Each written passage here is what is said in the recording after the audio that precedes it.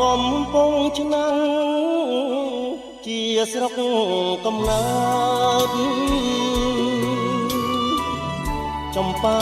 អឆើតស្រស់ស្រអែមខ្ចីខ្ញុំឃើញតាំងពីមិនទាន់ពេញវ័យដល់អូនណា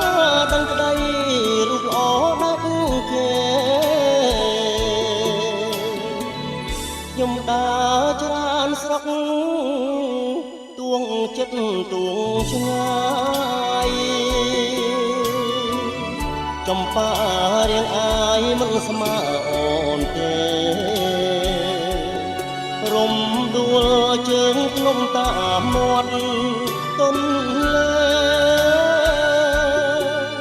មិនអាចញើលើកធ្វើល្អលើកស្រីបានអូលោកយាយទេពនៅអែបសាក្រមតែជើលួងលោមរូបស្រីឲ្យបានមានតែយាយទេជាផ្លូវជាស្ពានកាលណាខ្ញុំបានខ្ញុំថ្វាយលេងកាចំប៉ាផ្សាលើសូមផ្ញើដួងចិត្ត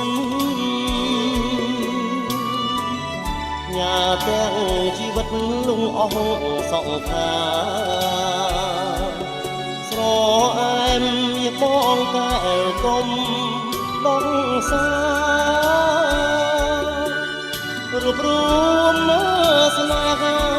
ជាតិនេះតែមួយ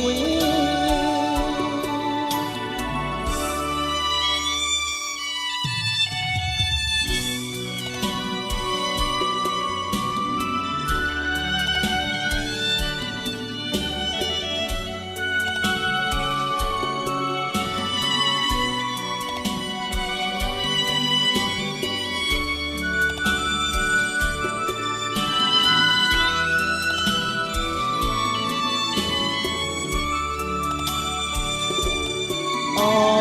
លោកយាយទេពនៅអែបសាក្រមចាជើ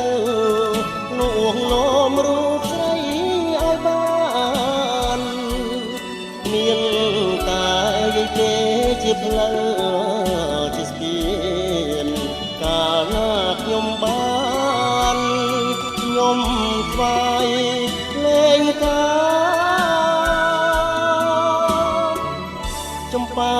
ផ្សាលើសូមផ្ញើដួងចិត្ត